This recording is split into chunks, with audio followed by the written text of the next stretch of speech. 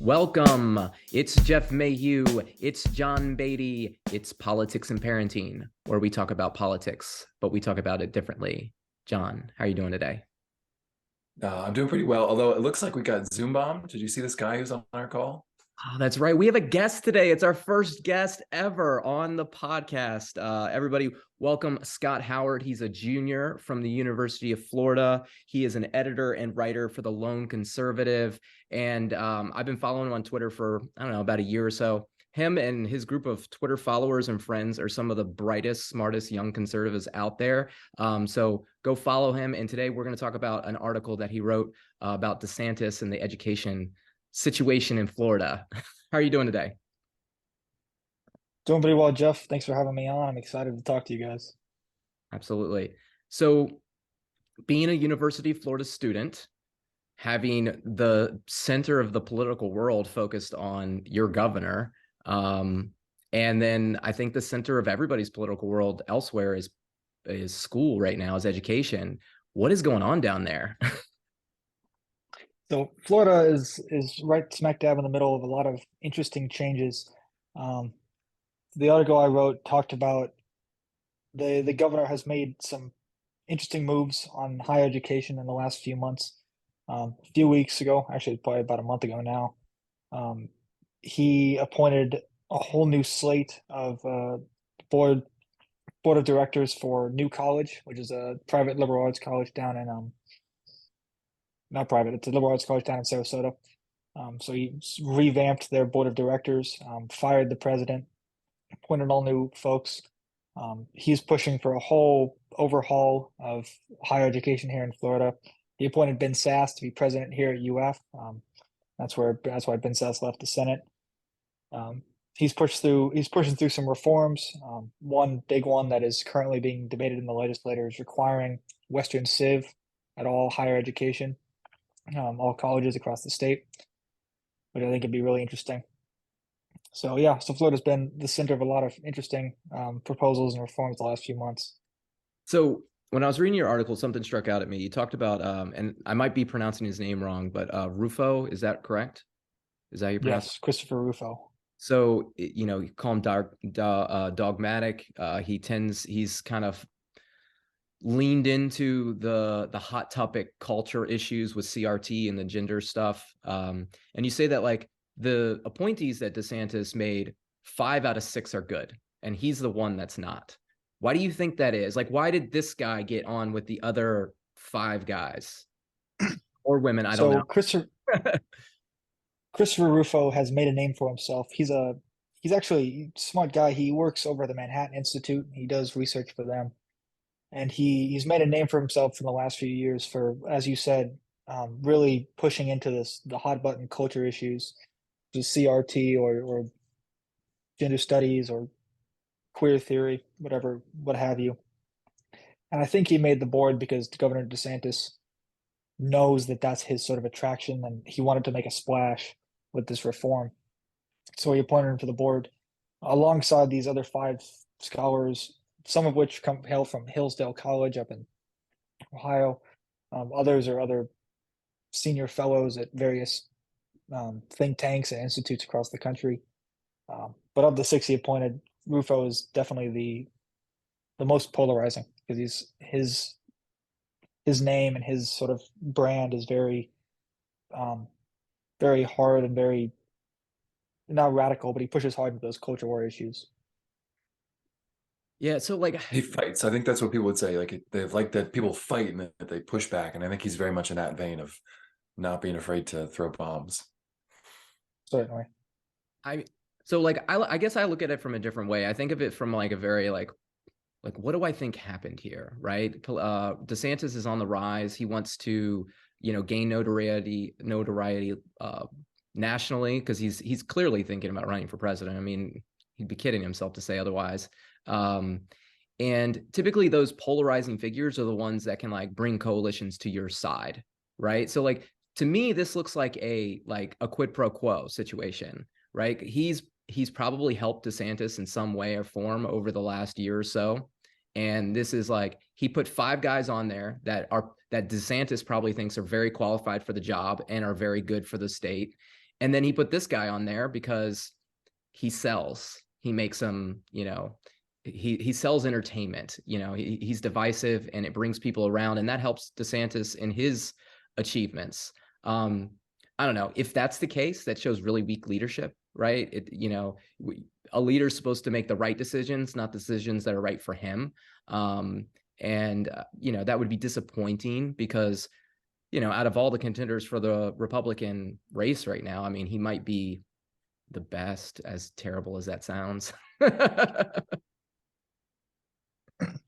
No, I agree with all of that, Jeff. It's definitely Rufo's appointment was definitely meant to put a spotlight on what he's doing in Florida. It's supposed to be a signal to the nation, and specifically to Republican voters across the nation. Say, look at the changes I'm making, and look at how much I fight. I appointed this guy to this college. We're going to overhaul this college. We're going to fix, whatever problems with, liberal institutional capture we have in these colleges, and I'm going to do so by appointing these real fighters. So it was definitely a splash meant to show off what he's doing. Yeah, that's disappointing. John, what do you think? I think it's so. I mean, so much of politics is about like it's not. I think it's not. It's you're not governing. You're looking for a platform or something. So it's in the same vein like Trump was a performer that kind of lucked into politics. Like I think DeSantis is following that playbook where you're just trying to generate noise and attention and be top of mind for when someone goes into the ballot box and votes for you. There isn't a whole lot of depth behind it, a lot of ideas or something other than, I fight, I'm going to keep fighting, I'm going to keep rabble rousing, because I would say people tend to get upset that someone goes into an office and says, I'm going to work on this issue, this issue, this issue.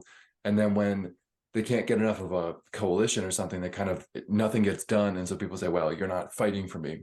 And I would bet that's kind of what DeSantis is going for, to show like, hey, I'm going to still throw some punches when I'm president. And so it's in that vein of governing by entertaining rather than perhaps getting things done. But at the same vein, this is the great thing about DeSantis is he can throw those punches and say like, I'm going to put Chris Rufo, but Rufo's only one of 6. He's got 5 other really solid people that can actually like move the direction of this and provide the real wisdom and guidance. So that is the unique thing about DeSantis, is he's not just the entertainer or not just the person who pushes buttons, but he also has a lot of substance behind it. So I will be curious to see how the whole election breaks down and if and when he wins, what he would actually bring to the governing. Because I think like if you look at Florida, I mean, Scott, you would know more about this, but from what I've heard, like the legislature, they've got term limits. Jeff, that's something you are in love with and strong proponents. But like, there's no state debt in Florida, if I'm correct. There's no state income tax. They've got a balanced budget every time that something comes around. So like, it's a really well-governed state. And if you could bring that with them, I think we would all benefit, regardless of where Chris Rufo fits in. Yeah, I mean, so you mentioned it in there he does have depth. He doesn't have to be the entertainer. And the fact that he appointed 5 people that are highly qualified and 1 that isn't means that he knows that person isn't qualified. And that's where it's really disappointing, because that's telling us, the people, that he's trying to manipulate us, right? He's like, hey, because what he'll do is anytime he's questioned by it in the future, let's say this guy Rufo does something stupid, which when you get people that are like highly partisan, they typically do stuff that are stupid. And so in the future, he'll go, yeah, I made a mistake here, but look at these good things I did. Always look to the good things and just try to ignore this one little tiny thing. But that one thing was like, that was intentional. And you did that and you should have known better, No, you're right. And it is definitely concerning because, as I outlined in the piece, there are a lot of serious proposals that DeSantis is pushing and that the legislator is considering here that are really that's on their merits alone, they should be celebrated. But he does, with the Rufo appointment and other things he's done, he's sort of going for that splashy, fighter vibe because he thinks that's what he needs to be doing. And it is disappointing because a lot of what he does in Florida, as John pointed out, there are a lot of great things going on in Florida. Florida is a really well-run state. It has been very well run under his governorship so far. under the surface, he's done a lot of great stuff for the state that doesn't get talked about because he doesn't celebrate it. He pushes the things he makes public and really tries to sell are these divisive issues, these fighter issues, and it is disappointing because he's done a lot of other things and proposed a lot of other things that by themselves could be celebrated, and it'd be nice to see him push those without the fighter aspect to it.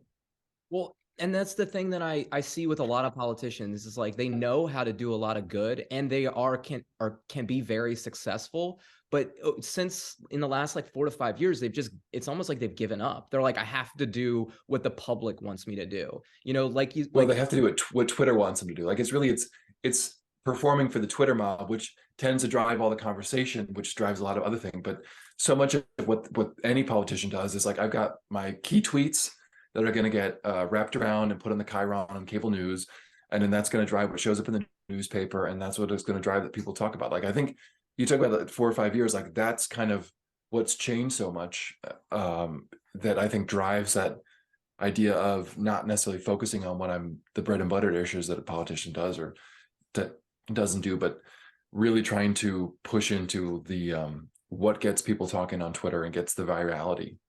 Yeah, and what gets people talking is if you fight, right? And that's what you mentioned. Like he's got to be the fighter. Trump was the fighter. And it's like we talked about it at our class this Sunday. Where's the power? The power is in the patience. The power is in the persistency, right? Just because you fight for this issue and you get your one guy on the board, what have you done? You've met power with power. So now the other side is more stubborn against you. Scott, you mentioned he's doing a lot of great things, but he does these culture war battles, which makes the other side want to fight against him more. This is counterintuitive to his objective. This is not how you're supposed to govern.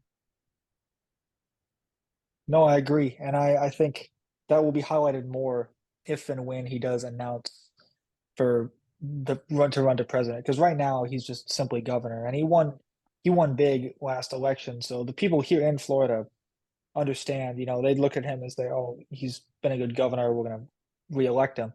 But once he hits the national stage, that will come to light more because the things he has really pushed so far have been those divisive culture war issues, and it will drive the left to or his opponents to want to fight back more rather than him pushing the pieces of solid governance that he's done and saying, look at me, I'm an effective governor, I'm a good leader. This is what a good leader does without the fanfare, without the fighting, the pomp and circumstance to celebrate for the Twitter crowd. And so when it comes time for him to announce, these things will definitely be highlighted. You know what it makes me think of? And I hate to project, onto people, but like, I just can't think that maybe he's like just really deeply insecure. Like that's what I always thought about Trump is like the reason that he goes along with the mob is because he just wants people to like him. He's probably like a pretty nerdy guy. Did he go to Harvard? Where did he go to school? Harvard. And then he went to the military, I believe.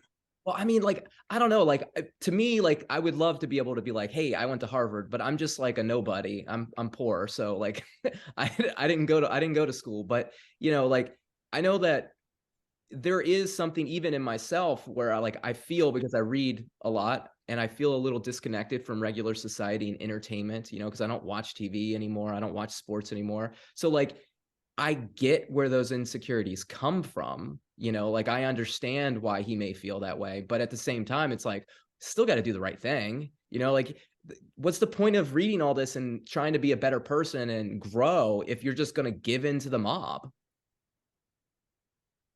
There isn't a point. I think actually, I'm sorry. I think he maybe went to Harvard Law School. I think he went to like Yale on a baseball scholarship, some Ivy League on a baseball scholarship. So I'm going to look it up now. So we get it right. Yeah. So one of the things I liked about your article, Scott, is you also talked about the tenureship and sort of this brewing fight in terms of who decides who the professors are. And I think it was really a great point you brought up. Like, just because you can go in there and you can, again, like throw some punches and be like, we got this guy off the faculty and we got this guy off the faculty or girl, like there's going back to what Jeff was saying, like power versus power, like they'll come back at you and they'll knock every other professor that you like off the faculty. And then where are you at? You're stuck with, you're back to square one, or maybe even in a worse position, because now for every one professor that you don't like that you got off, maybe they got one or two of your professors off. And if you're already in a disadvantaged numerical situation, you're now at an even worse percentage.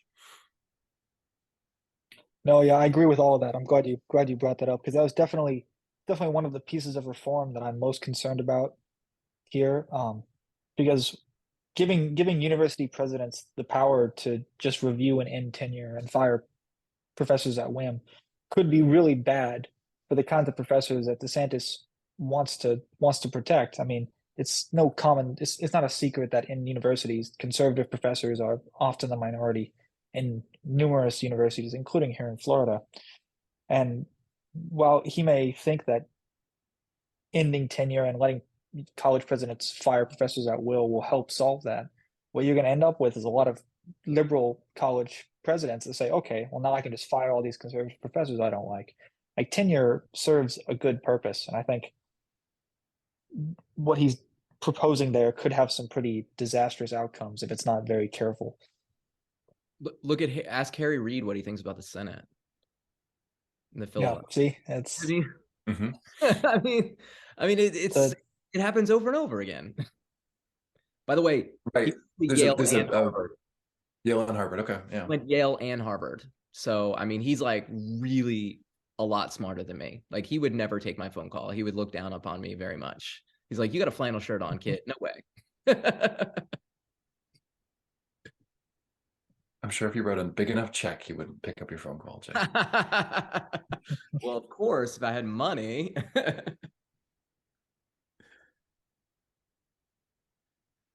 All right.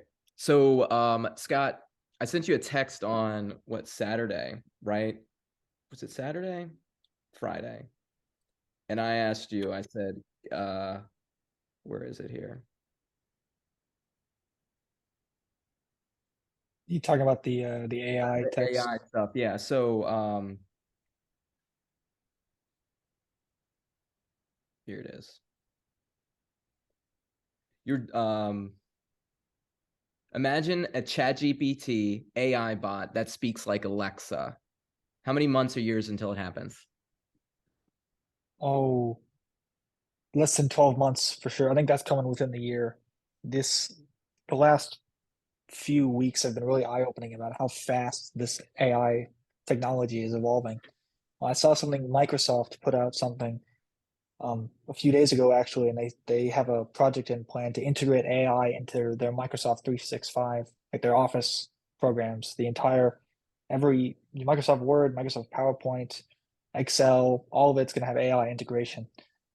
So I think a ChatGPT AI that talks to you like Alexa does is right around the corner. Um, I mean, to me, like it distorts reality. You know, like I mean, I thought about this because I was laying in bed and I was trying to figure out what I was going to wear the next day, and I was like, "Hey Alexa, what's the weather going to be like?" And it answered me back, but in a very computerized way. And I thought about it answering me back like Chat GPT, like, "Hey, what's your plans for tomorrow, Jeff? I need to know this before I can give, like just more personable." And I think about like all the people that are like stuck at home and all the people that are disconnected from society. And I go, they're going to dilute themselves into thinking that these relationships are real with these programs. And that's going to create a like like problem, social problem. But then on top of that, it just makes it easier to trick people. There's an article that I read today, and there's a good quote in here. Where'd it go? It says, you have to assume that deception will become far cheaper and more prevalent in this new era. And like, that's crazy. If you can get a chat AI bot to create, a fake ID that's uncontrollable, now your like laws and your rules of order for society are out the window because now technology can circumvent them at any point in time. Like, how do we guardrail this as a society? Like, and how do we do it fast before it gets out of control? that is a great question. I think our legislator is going to have to really start taking a look at some privacy laws when it comes to stuff like this. Because we already have, I mean, there's already the technology to create fake videos of people is already out there. You can make a deep fake video of you saying something really, really terrible and post it on Twitter. or me say something really terrible, and it's almost to the point now where it's pretty indistinguishable to the naked eye. It's hard to tell that that video is fake or real. So I think our legislators really need to start stepping up privacy laws, and we'll probably have to regulate how these things work. How, I couldn't tell you. What I would really like to see though are these companies that and the engineers that keep designing these things maybe take a step back and think about what they're doing and what the potential consequences are, because it looks like we're just sort of, it's like a train without a conductor. We're just running headlong into whatever comes next. We don't have any guidance. We don't, nobody at the front of the train saying, hey, maybe we should slow down. Yeah. We should take a second here. So it would be great if they would, if the people designing these programs would say, hold on a minute, let's maybe slow it down a little bit, be more responsible. I'm typically like a limited government guy, but I mean, government does serve a purpose, and that is when something like this happens, right? Like you said, the people in charge of these programs, they're just full steam ahead. They're not thinking about the future. They're thinking like, I've got to win. Their focus is their fiduciary value, as according to the Supreme Court in Dodge Brothers versus Ford. They got to pay out their stockholders. They got to make money, right? They don't care what happens to society or the future, but the government's supposed to. Like, they should at least come in and be like, hey, let's just put a pause. Let's write some basic rules. I mean, I remember when I was a kid, you watched the news and there was like a news show, and if there was somebody on there, like their face would get blurred out, you know, like when they did crowds, they couldn't just show anybody. But now you can just make a deep fake of anybody and make them say something else and put it on the internet, and there's no consequences and there's no rules against that. Like, you're distorting somebody's being. You're taking their identity and using it or in your own way for profit or entertainment or whatever purposes. And that's just okay now. Like, I don't understand. Well, OpenAI is an interesting company because the genesis behind it is they realized, I think, at the beginning how powerful AIs could be, and so their goal was to build the most powerful AI and then open source it so that everyone had access to it, so that almost like a nuclear arms race, but an AI arms race. If everyone's got a nuclear bomb, then you're all kind of, there is a a detente between everyone, where you're not going to just, you understand how powerful it can be. So I think the interesting thing with like Chat GPT version 4, or the version 4 of this Chat GPT system that just came out, is it's actually not open source anymore. And they're starting to claw back and not release it because they're going back to their fiduciary duties. They realize they got to make money because the stuff is really expensive to run. So I think that like the initial goal was very idealistic of realizing how powerful these AIs could be, how much that we were going to need to like understand what they could do in order to maybe come up with the guards and such. But now we're kind of seeing where that's getting pulled back, and I think people are sort of seeing the money that could be made, because if you now are the only person with a nuclear bomb, that gives you a lot of power. And I think we're now going to see this balance of power shift, where it used to be like, well, yeah, let's figure this out so that we can make mankind better, and now it's kind of like, maybe we can make our pocketbooks a little bit bigger. But I think going back to like what rules and guardrails you can put in place, I would bet there aren't any rules that you can put in place. In the same way you put a fence around your house, like someone can sometimes get around that if they really want to. So I have a sense that it's not going to be a legislative thing that's going to change how we interact with AIs. It's going to be more of a learned experience, where in the same way, like, if you burn your hand on the stove, you kind of learn how you shouldn't get that close to the stove, or you should be more careful around that. I think we're going to get burned really, really bad by AIs. And obviously I can't predict what it is. It's most likely going to be some kind of deep fake, could be some deep news story. It doesn't have to be a video. It could just be a text, and it could be some kind of thing where going back to like, you ask Alexa, like, Alexa, what's happening? And some kind of glitch in this correlation engine comes up and it says, we're at war. And if you get that a couple hundred times, that would drive people crazy. And they're going to propagate the same idea that they heard that a innocuous AI told them. And now we're in this real bad situation, kind of like the War of the Worlds. Like, you guys heard that story? Mm-mm. Yeah, I have. Oh, okay. So the premise of it, and for maybe I'm getting this wrong, but it's a I think it's what is it? There's a radio show. H.G. Wells. Okay, He yes. reads off the story, and everyone's listening to it, and they think it's real because the radio is their source of truth. Right. This is being portrayed in a truthful way, and they think we're being attacked by aliens, and people go crazy about it. And I think we're going to have something just like that. Yeah. And I don't know if there's any rules that come out of that situation, but like I think that's where we're heading. It's not legislation may follow past that, but we're definitely in a crash course on a crash course. So I don't know, like guardrails that you can put in. My thought process was, and we talked about this a little bit, is we need to make the technology less valuable, right? And how do we do that? A lot of the technology, like you mentioned last week, Panera wants to invest in all this technology because it'll, or they want to raise the minimum wage because it pushes them to be able to buy. It justifies them spending the money on the technology, the investments in the AI and all these different things, so they can get rid of the workers because they'll make money in the future. So how do we fix that? Lower the minimum wage, bring more people back into the workforce, allow small businesses to compete. You make the technology less valuable. Therefore, less people are fighting a war to get the technology because now it doesn't matter as much.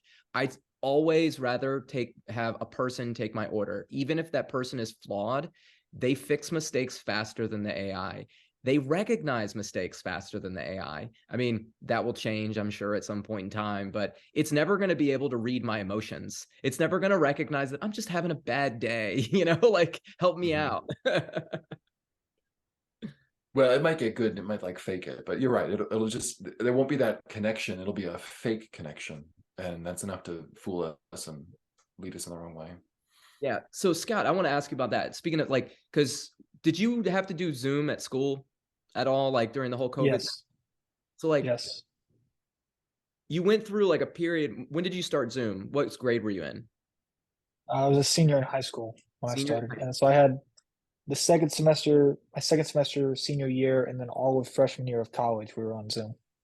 So how did that change your being? That must have been such a big culture shock at a time period that was really supposed to be like you were graduating high school, it was your senior year, your first year in college. That's when you build, you separate from a lot of relationships and then build a lot of new relationships, and then just overnight it was gone, right?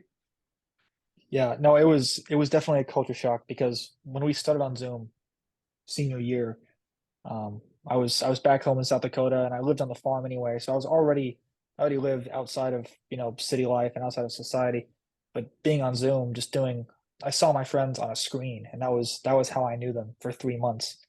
Thankfully, we had graduation in person, and then when I went to college, it was the same way. I moved to Florida, and instead of going out on campus and meeting people like that, and doing what you would expect a freshman in college to do, I spent most of my time in my dorm room staring at a screen, talking to people that they were my friends because I had them in class, but I didn't really know them because I didn't see them in person at all. It was just, all right, there's 30 of us on this screen. Let's listen to the professor talk, and then we'll talk to each other over our microphones. And it was just a very different experience, very disconnected from sort of reality in terms of actually getting to meet and see people and get to know them face to face.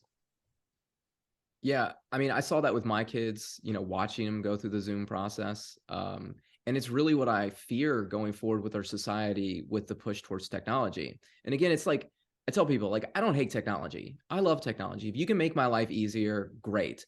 But don't take away the thing that makes me human. Don't take away my interactions. Don't take away my interface. It's great that you live in Florida, I live in Virginia, and we're able to do this over Zoom. We're complaining about the thing we're using, right? But at the same time, it's a tool. It's not a replacement, and use it as a tool and don't let it replace your human interactions with people. And I think we'd be safe, if humans were a little bit more virtuous, as James Madison would say, we wouldn't need government at all. So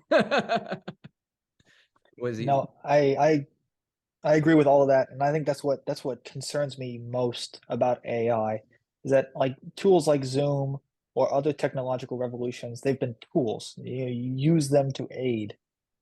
Things like AI or the Chat GPT, I see it on college because I'm on college campuses and kids are always looking for ways to skirt their assignments. ChatGPT has opened up a whole new window for kids to like cheat. You can just write your essay. And Right. right now the technology is not good enough that it can be detected. But these things are evolving really, really fast. And you can get to a point where kids just can write a whole, A+ essay just because they type in a prompt. That's not just a tool anymore, or these AI that talk to you and you can talk to. It's not just a tool. That's a whole replacement. That things like that, or things like AI art, like that art that's generated by a computer that's almost impossible to discern from art painted by a human. Like these aren't just tools anymore. These things are replacing real human value and those things that make us human, the parts of our soul that separate us from these machines. It's getting hard to tell which is which now. And that's really concerning to me.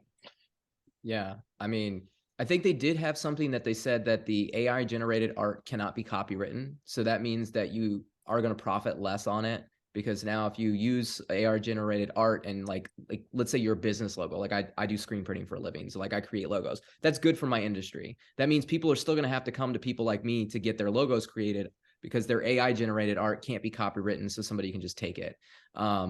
But at the same time, you don't know what's been AI generated or not. I saw a tweet this morning with like it was who was that? Brad Pitt and somebody else for some movie. And I swear that Brad Pitt is not real. Like it says that it's a photo of Brad Pitt, and I'm looking at it and I go, I don't think it's real. But just the fact that I have to think that now, like anything that's like AI generated should be labeled AI generated. You should have to tell people what is real and what is fake. Like we had standards at some point in time, like bait and switch laws. Like you couldn't lie to people on what things were. You should at least like just tell us the truth, you know?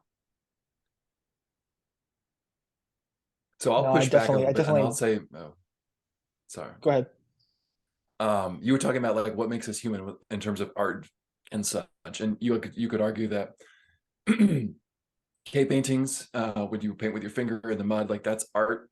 Hieroglyphics where you're etching in the stone and you're filling in with some kind of color, that's art. But like art changes as society changes, and we go from hieroglyphics and pretty cool statues in the Egyptians, to these amazing very lifelike Renaissance, you would say almost Renaissance, but like these beautiful Greek statues. And then we lose that as a society, and then it takes a while to, and the Romans and stuff, we lose that, and it takes a while to rediscover that back in the Renaissance. Like there are techniques and there are things that I would say that the human aspect is knowing how to use the tools. And so if AI is just another tool, then we all kind of learn how to use it. And one of the examples from this Microsoft demo that I heard about was this executive who's planning her daughter's graduation party, and the AI plans it all for her. It comes up with a checklist of what she needs, comes up with a PowerPoint slide that's going to play in the background. Apparently it writes this graduation speech, or this speech that the mom's going to give for her daughter. And like in one sense, the typewriter was a way to speed up our way to write papers, and maybe AI is a way to speed up and take our ideas and put them out there. And so maybe we just have to learn how to use these new tools, and that'll actually it'll make us more efficient, and we'll be able to have more leisure time and be more like the artistic pursuits that really make us human, rather than the drudgery that we've been trying to escape for millions and millions of years. I mean, like, I think that could be an argument against this. And I think there's downsides when you get rid of all friction. And I think you've mentioned that, Jeff, like there is some virtue in having to struggle through something. But I think maybe that struggle now becomes, instead of having to learn how to paint, it's what kind of commands do you give to the AI prompt in order to get it some artwork. And so the copyright is the commands and the Like the engine that code. generates the image. Yeah. Yeah. Yeah, I mean, I see where you're coming from there. I mean, I guess my thought process is the human element is the ability to think, right? Like Mhm. that, my artistic being is me taking what's in my head and putting it on paper or a screen, right? If you're simply telling, hey, create this thing, it may have never actually been in your head. Like maybe the words were in your head, but you didn't have this picture in your head. And now the computer's creating the picture for you. And like more concerning is it is the human element that's taken away. If if ChatGPT is writing students papers for them, they're not thinking, right? That's my biggest concern is as a parent, what I try to structure my children around is thinking in all aspects of everything we do. My focus is on teaching them how to think. And, you know, if we're creating all these tools that takes thinking out of them and the school is going to be okay with that and they're going to lean into this, then like we just have a whole bunch of people that are completely dependent. What happens if the technology fails? Like, where do you learn this stuff once the information's gone? I mean, you take a huge risk putting all of your information in a cloud and all of your information, you know, into an AI to do it for you. If something, God forbid, happens, you know, like, do you ever watch that show? It was like Revolution or something like that. And just like the power went out one day. And like, it was like on NBC years ago. It was only one season. It was a terrible show, but I loved it because it was sci-fi. The It was power too went close out. to real world, so that's why Yeah, I got like rid of it. just like one day the power went out. So like nobody had internet, cars, no power worked. You like move society back like 400 years. And like what happens? What then? Right? Like you have society that doesn't even like know how to read anymore. Like that would be bad. No, I think the real smart people are going to be like, they'll cut technology out or they'll just use it sparingly. And like the school I work at, we're considering this. And I think the answer is really going to be handwritten assignments in the classroom where you make the kids actually do the prep work and then think it through and then show that it's their thoughts. Like, I think that's the way around that you work. So it's the answer to more technology is sort of a balance of less technology, depending on the situation. I like that. Actually, I like that a lot. I've been pushing for that in schools for a while. Is like get my kid off a screen and put the pen and paper in their hand. Mhm. What do you think, Scott? That seems to be the growing consensus here on my campus. I've heard a few professors talk about it because this thing really has like overnight revolutionized what's going on. Like last semester, I didn't know anything about this. I didn't know what was going on. Like we didn't talk about this because the technology wasn't out. And over the last 3 weeks, we went from technology is not really anything to I've talked about it in all of my classes, and every professor has sat down and said, "Look, you can't use this." The professors are actually they're going about different ways. I've had one professor say, "You're not allowed to use this. I will move to pen and paper if I have to, if I catch somebody cheating." I'm taking a philosophy class where my next assignment actually one of the prompts is you can have a discussion with the chat GPT about this philosopher and his philosophy, and you have to try to like draw philosophical answers from it. So some people are definitely adjusting to using it as a tool and just sort of playing with it to see what you can do. Others have been very standoffish against it. But I think the consensus in a lot of corners is that we might have to move back to pen and paper. We might have to do some of that things, get away from the technology for a little bit because it's just so revolutionary in this moment. I think with time we'll adjust, but right now it's just upended everything. Yeah, so I play with it. I play with ChatGPT all the time. I think it's a great tool to have fun with. You can use in some circumstances, and I do exactly that. I love to ask it questions about philosophy and life and see what it comes up with because I think it's fun. And then the other thing I do is like I did this back in December. I wrote a story about It's a Wonderful Life on my Substack, and I asked ChatGPT to write the same story that I wrote, and then I posted both of them.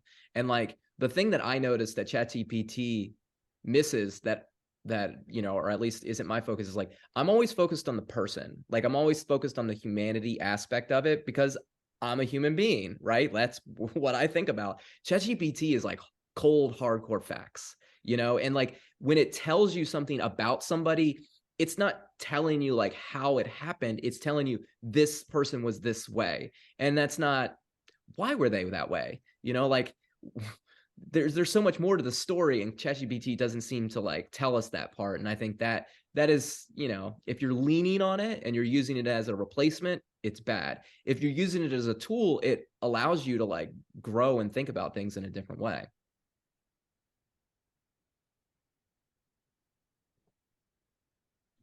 No, I agree. I want to take a moment. I'm going to make a slightly a comparison to something 100 years ago, and I promise it'll make sense. I took a class last year on the history of capitalism, and we spent a lot of time talking about the railroad and the invention of the steam engine and how railroads revolutionized man. not just the way we moved about, but the nature of man itself. And we read a book. I wish I could remember the title. I'll have to find it and I'll send it to you because I think you think it was really interesting. That talked about like firsthand accounts of people who lived when railroads were first getting popularized in Europe, writing about how it changed the way they thought about themselves. Because if you've ever ridden in a horse and buggy, you're moving 10 miles an hour and you feel all the bumps in the road and you sort of feel that human, that real aspect to travel. In a train, you think about going from that to a train that's moving 40 miles an hour, the rails are smooth, and you just see everything flying by. And there was a lot of first-hand accounts of people who felt sick, they felt inhuman, they didn't feel like real people anymore because they lost touch with that, like that connection with the real world. And then we adjusted. Man adjusts over time. AI right now, we're in that the first 5 years of that railroad where we don't know, like this is changing how man thinks about himself, how we're going to look at ourselves, and how we're going to think about human nature. I think with time we will adjust to this, and I have faith that with more exposure, as it settles down, we'll get more used to this. But right now, we're really in that revolutionary moment where it's going to completely change the way we look at each other and think about each other and think about ourselves in relation to the world. I mean, I'm glad you brought that up. I think about that a lot. I compare that to like the railroads and steamboats. And when I read about that, the thing that I always take away is like there's casualties. There's always going to be casualties, right? When you're trying to do something big and great and change the world and you're learning, there's always bad things that happen. But it was limited, right? Like it was the people on the steamboat that chose to take that ride. Like they chose to take the risk. Everyone wasn't forced to take the risk. Like my thing is with AI is like the way that we're putting it out there, the casualties are going to be a bunch of people that didn't sign up for it. They're people that aren't agreeing to take the risk. It's being forced upon them. And I just, I'm not a big proponent of forcing things on people. I'm for progress. I'm for growing. I'm just not for making people grow before they're ready. I think that's when you have power meeting power. I think that's when you have big bangs happening. And I just think that's when society has problems. So, figuring out some way to slow it down, like you mentioned before, would be best before people get hurt. Isn't that just adversity where you have a new situation, you have to learn to deal with it? I think, we can't be prepared always for what changes, but going back to the railroads, like I'm thinking of Western Loudoun County, like this was like a huge area. They produced hay and grain, but with the railroads, it becomes cheaper to produce grain out in the Midwest and South Dakota and to produce hay out in South Dakota. And then you can shuffle it around the country. And so in one sense, it makes things better because it's cheaper, because you can do bigger farms, bigger production out in somewhere where the land's cheaper and the labor's cheaper. And that makes it, that raises the standard of living, so that the railroads are raising the standard of living by a change that's happening around us. But it hurts the local farmer, because now the local farmer, his farm out in Lovettsville, where he was just growing wheat, now he's got to compete in a whole different market, and that's going to hurt him. So I just think like really it's getting used to almost like accepting change and accepting that things are going to happen. And how do you have the perseverance to work through that? How does society not leave people behind, perhaps? And that goes back to the kind of Commonwealth aspect, where it isn't just pure like I'm going to pad my pocketbook and I don't care about anyone else. Like you kind of have to care about someone else, because there's a bigger justice out there. So I think if anything, that might be where we head, is as the poor artists get really like put out to pasture. Maybe there's going to be other changes and stuff where society actually gets better that we don't foresee. Yeah, but who is thinking about us? Like in all seriousness, like, I mean, they still wrote regulations and rules for the railroads and steamboat industries. Like there was still, you weren't just able to do whatever you wanted to do. There were lots of court cases over this stuff. Yeah, but that's all after the fact. Like a court case happens, like someone dies and then you have a court case to litigate it. I think we're going to have deaths around AI, unfortunately, and then we're going to have litigation around it, and people are going to be held liable, or there will be no liability, but then we'll put a law in place that says like if you do this, you're liable. I think that's, I would bet that's where it's going to go. Yeah, I mean, because you're right. Yeah. I don't know why we can't learn from those mistakes. Again, I'm not trying to like regulate the heck out of the system. I'm just trying to say like, hey, let's more information, right? Like the companies writing the code and doing this, what they should be doing is educating people on what AI is. Like that should be their focus as companies is like, hey, I'm going to build this big program and do this great thing for society. Let me tell people how to use this thing. Don't use it here, use it here, stuff like that. Give us some basic information. And we talk about that at our class. What's the representative's job? To listen and to inform. If our representatives aren't going to hold these companies accountable, let's have the companies hold themselves accountable. Give us information. Let us know what's going on so we can adjust with you. I don't know. Just my thought. No, I agree. But I think like that's, if you think about agriculture, like you spend a lot of time, you've got seeds that you can plant into the ground, but you have to spend a lot of time figuring out what's the best environment to grow those seeds. And I think, and then you kind of have the rules of thumb, and like you think of like the USDA zones where it's like, well, you're zone 7, it's going to grow like this. Like that wasn't just thought up, that wasn't pre-planned. You had to kind of live through that and draw the wisdom out of it. And I just think like that's where we're going to go. Okay. Sorry, Scott, I interrupted you. No, I agree with everything you just said. I think it's going to be a trial and error, and it might be rough. I think it'll be a rough next 10, 15 years while we try to sort of hash out what all this technology is, where it's going. I also agree with Jeff. I really hope these companies sit down and say, all right, we've unleashed all this new technology on the world that's going to be really revolutionary.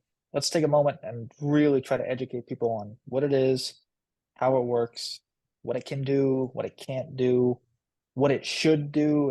How can this make your life better without stripping you of some of that more human aspects and without totally upending the world. Yeah. Who should take charge of this? John, my favorite person should take charge of this because I know he'll get it right. Elon should just jump into the AI. I mean, he's got a lot on his plate. He started OpenAI, didn't he? He was part of the founding. Didn't we talk about that once? I think so. I think he put some money into it.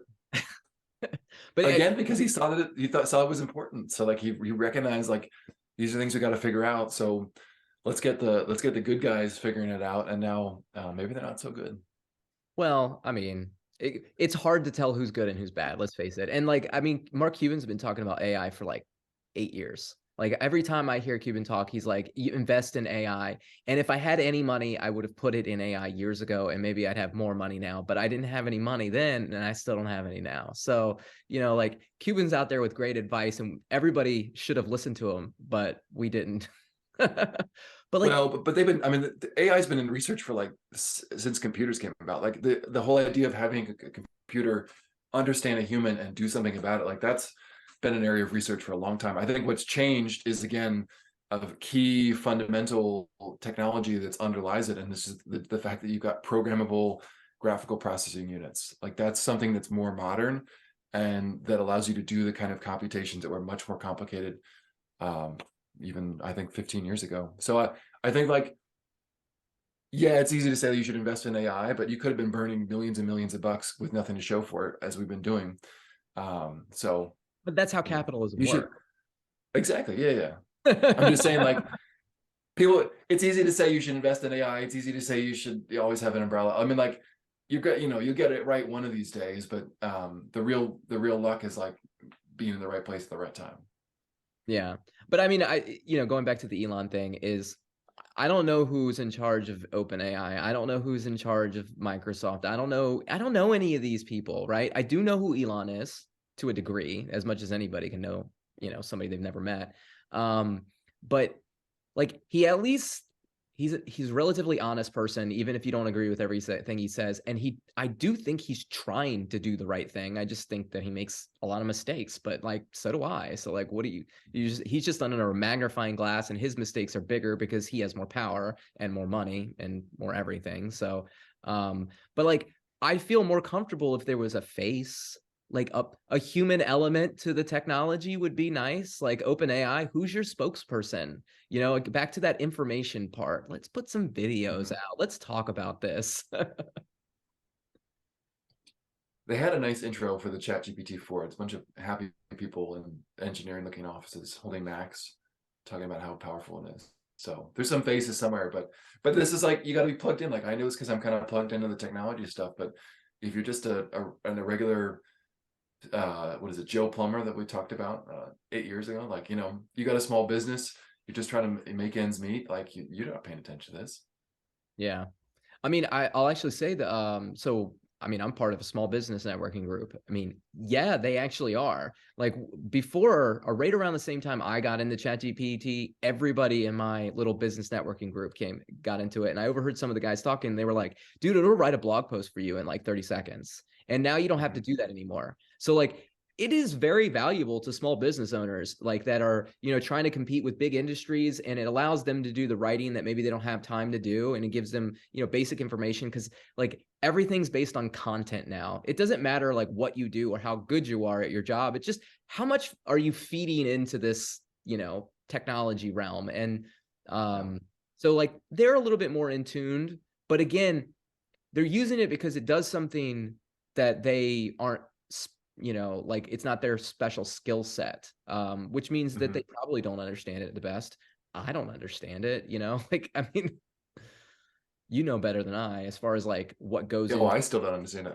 I like, I think I've said it. Like, every time I go and try to like learn the machine learning, the linear algebra just kind of like crushes me with all the tensors and stuff. And I've had students who've done in it like a sort of an independent study machine learning, and I feel like all they do is just like copy and paste code in order to follow tutorials, and then they sort of like have curated data sets that get curated answers. Like, I think this is it's a very complicated thing that I would say very few people really understand it, if anyone does, honestly. Yeah. All right. Well, Scott, before we end, I want to ask you a couple of questions, just like that. I'm curious, like your generation, what are you thinking about? What do you think of the presidency itself and the focus that citizens put on the office? So I think the presidency gets, I mean, I think it gets way too much focus because I think it has a lot of power, and it gets the focus that its level of power deserves.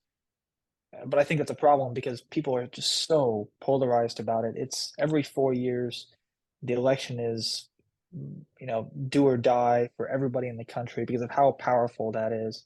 And I think a lot of kids my age understand that and recognize that, and either care too much.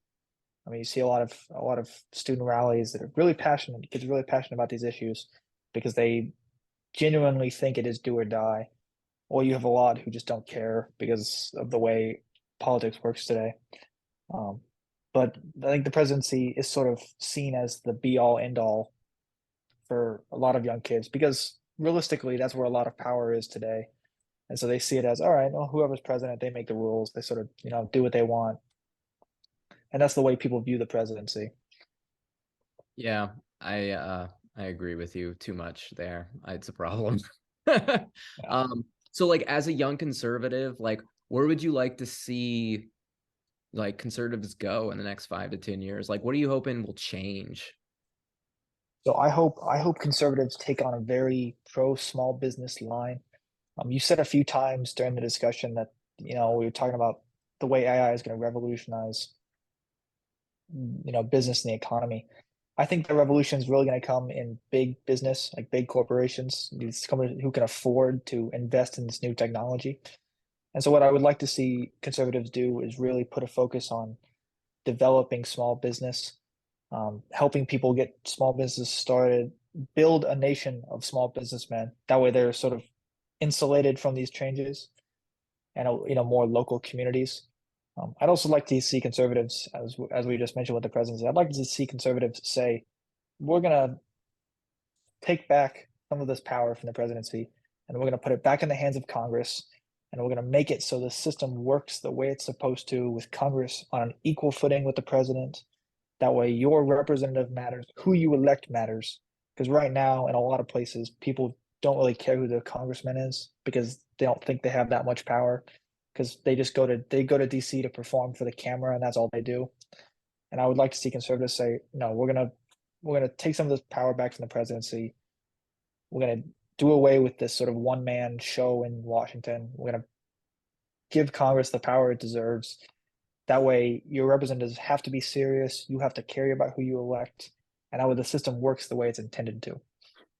Oh my God, you're speaking my language, man. So the class that John and I put on Saturday was exactly that class. It's called representation, and we were telling everybody you have to focus on your representation. We were teaching people what you should look for in a representative, what a representative's job, and why it's most important to pay attention to your representative versus the executive, right? Because that's how you make real change as a citizen. It's the closest you're going to get to your power.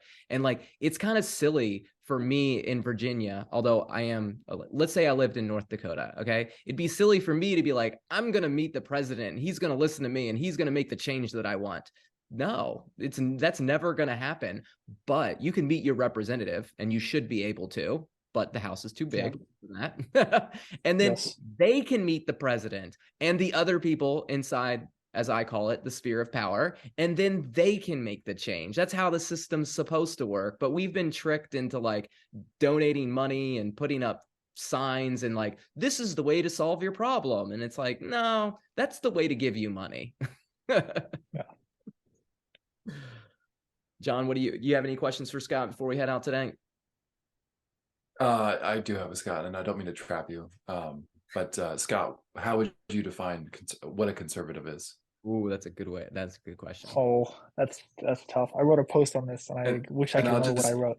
I just, I'll ramble while you think about it. Like, people would say like Donald Trump's a conservative, and I would say not based on how I grew up, but maybe now he is. So maybe the definition changes. Like, so what would you say a conservative is, and what would define someone who writes for your website, Lone Conservative? So in America, a conservative is somebody who appreciates the principles of the U.S. Constitution and seeks to uphold them, as well as the principles of the Declaration of Independence. Both of those are very, very invaluable. A conservative is also somebody who approaches politics with a prudent mindset.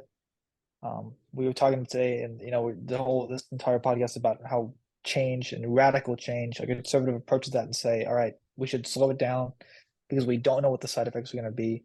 And so they sort of approach both society and politics with a prudence. Let's take it slow. We don't want revolution. We don't want radicalism. Let's be, smart about this. Conservatism in America is often limited government because government has very defined roles, very specific jobs, and we should stick to that. That way it's done well.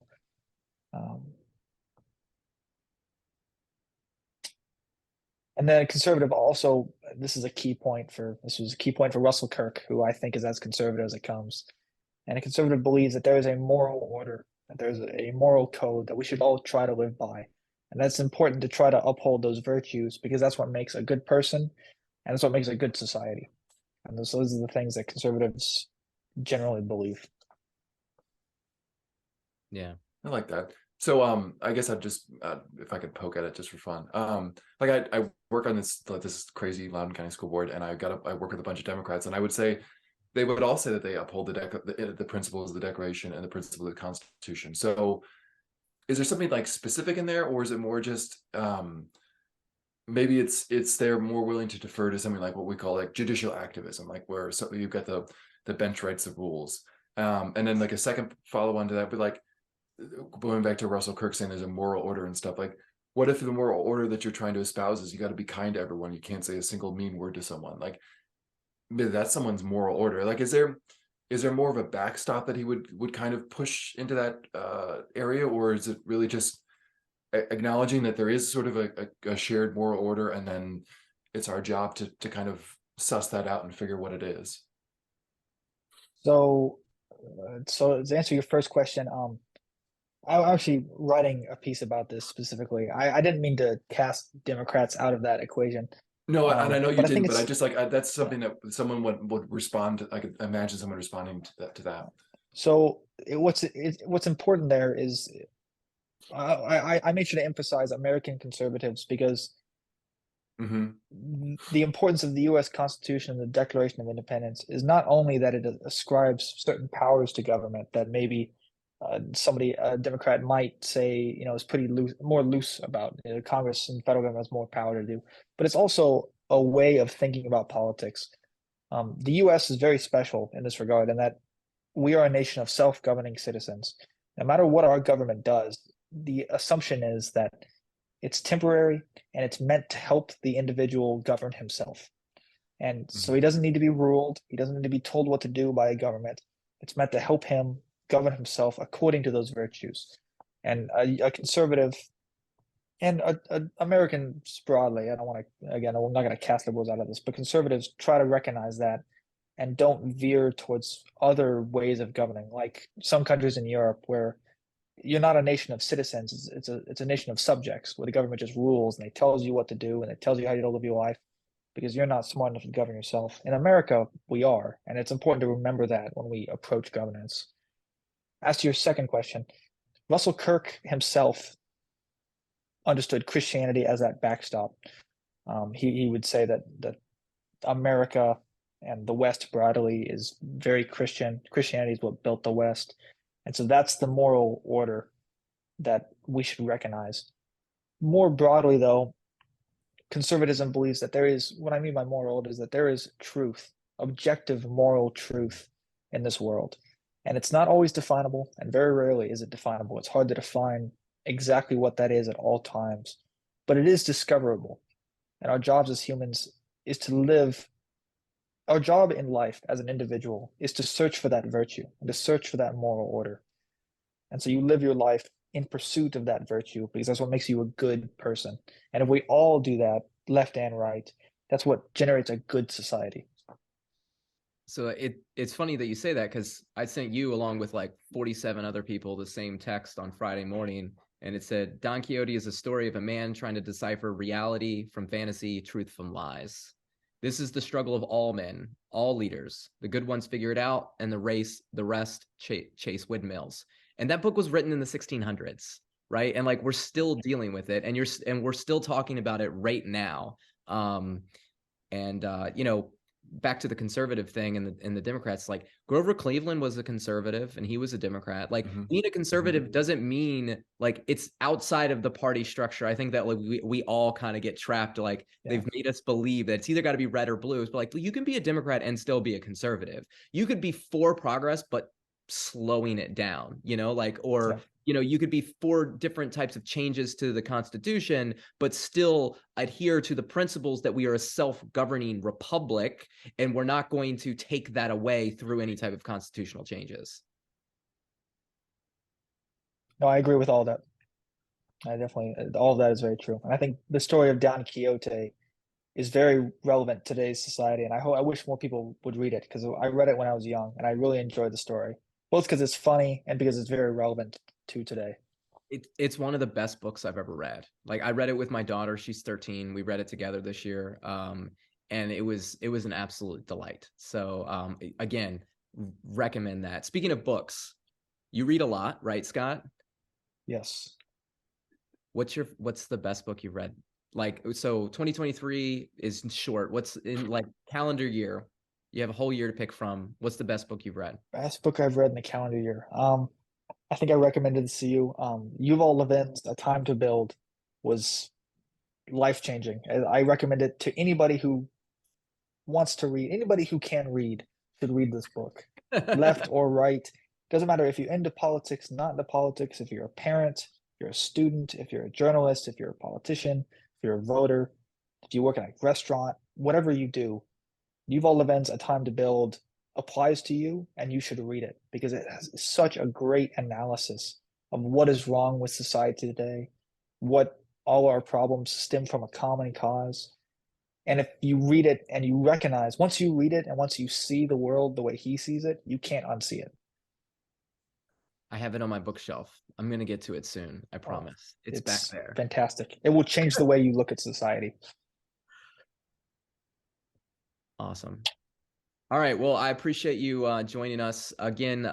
Scott Howard is a junior at University of Florida, and he writes for the Lone Conservative. They're, you know, I don't know. I just recently discovered you guys, you know, the Lone Conservative, but I've been pretty impressed with them so far. So go check them out. Do you have a Twitter handle you want to share? You're the conservative. I do. I like it. Yeah, at ConservaMuse, and if you search Scott Howard, you'll find me. I think I'm the first name to pop up. Very But interesting. Thank you. Thank you. I love the conversations that you and your friends get into, because somebody's got to have them. That's my philosophy. Somebody has to have them, so might as well be me.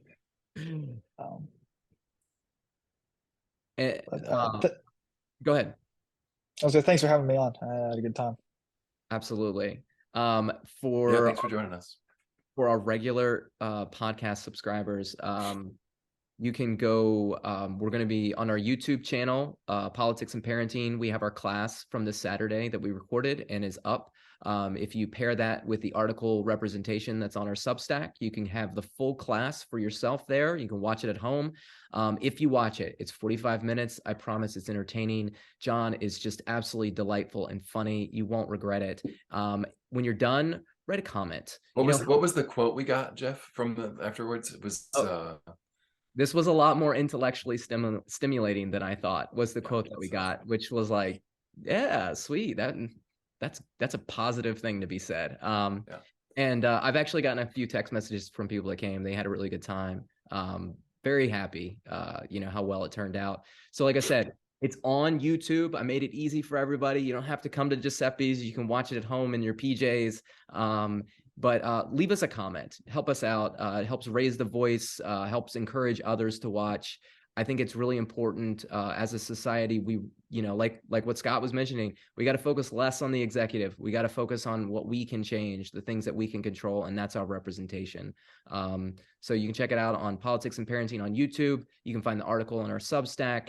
And then this obviously is on Spotify and Apple. Leave us a comment, a like, a share, anything you want. Reach out. Let's have a conversation. And remember, peace and love.